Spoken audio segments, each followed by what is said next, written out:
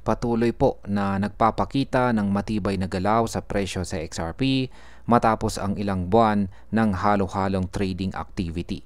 Nito pong buwan ng August ay bahagya siyang humina, ngunit ngayon ay bumawi na ulit at umakyat muli sa itaas ng presyong $2.9 habang sinusubukan ang mas matataas na resistance levels. Ayon po sa crypto analyst na si Zach Rector, may posibilidad na inuulit ngayon ni XRP ang parehong pattern na nakita po nitong nakalipas na buwan ng July, kung saan siya ay umakyat hanggang sa presyong $3.65. At kung totoo ang pattern na ito, posibleng makita po natin ulit ang presyo ni XRP sa $4.5. Kaya ayan po ang siyang ating pag-uusapan sa video na ito. Pero bago po tayo magpatuloy, ay pakibasa na lamang po muna ang disclaimer dito po sa ibaba ng ating screen. Yan, ano po ba ang nangyari nitong July rally ni XRP? Ayan, meron pong post or tweet dito ni Ginoong Zach Rector. Sabi niya, if XRP follows the July fractal, $4.50. Ayan, palakin po natin yung kanyang ibinahaging chart dito. Isa po itong daily chart time frame ng XRP USDT trading pair. Ayan, ito pong nakaraang buwan ng July, dumaan po si XRP sa malinaw na proseso ng consolidation bago po nagkaroon ng breakout at mabilis na pag-akyat. Nagsimula ito sa matagal na sideways movement bago po siya sumabog pataas hanggang umabot sa presyong $3.65. Ang rally na yan ang naging pinakamataas na presyo ng XRP ngayong taon. Sa market impact, ang ganito pong pattern ay nagpapakita na kapag muling napatunayan ang breakout, marami pong traders ang mas maiingganyo pumasok na maaari pong magdulot ng mas mabilis na pag-akyat ng presyo. Ngayon ay ano naman ang pagkukumpara ng July fractal at ang September setup. Kung titingnan po natin ang galaw nitong September, halos kapareho ng nakaraan ang setup. Makikita po sa chart na muling nagkaroon ng breakout pagkatapos po ng matagal na sideways trend. Bumalik po si XRP sa $2.72 na price level at agad po itong umakyat. Katulad po ng naging kilos niya bago ang July surge. Ayon po kay Ginong Rector, ang pagkakatulad ng pattern sa timing at presyo ay nagiging malakas na basehan na posibleng umakyat sa XRP sa $4.5.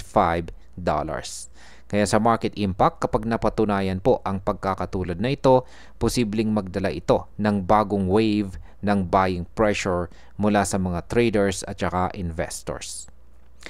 Ano naman ang mga technical na observation sa chart ni XRP?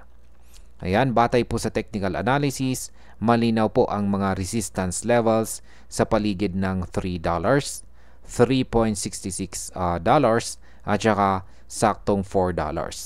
Nitong July rally, hindi po niya na-break ang $3.66. Kaya malaking hamon po ito ngayon. Kapag nalampasan po niya ang $4, mas lumalakas ang tsansa na maabot niya ang target na $4.5. Bukod dito, nasa mid-50s pa lang ang RSI, kaya hindi pa siya overbought. Ibig sabihin, may puwang pa para sa pag-akyat bago po magpakita ng signs ng reversal. Sa market impact, ang RSI reading ay nakakainganyo para sa mga traders dahil nagpapahiwatig ito na may room pa ang presyo para tumaas. Ito ay pwedeng humatak ng mas maraming mga buyers. Ngayon ay ano naman ang outlook para kay XRP?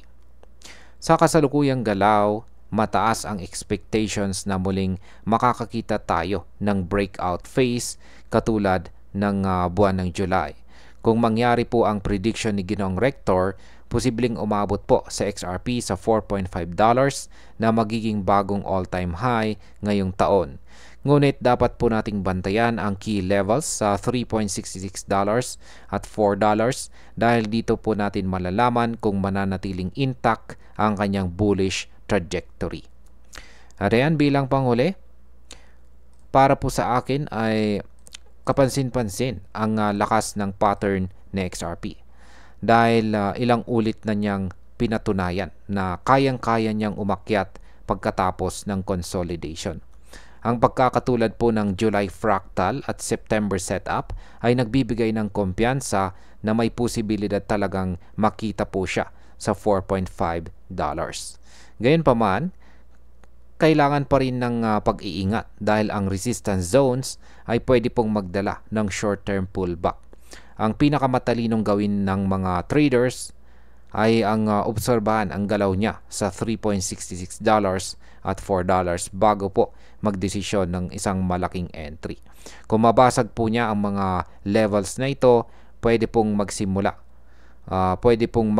ito ng mas malaking pag-akyat.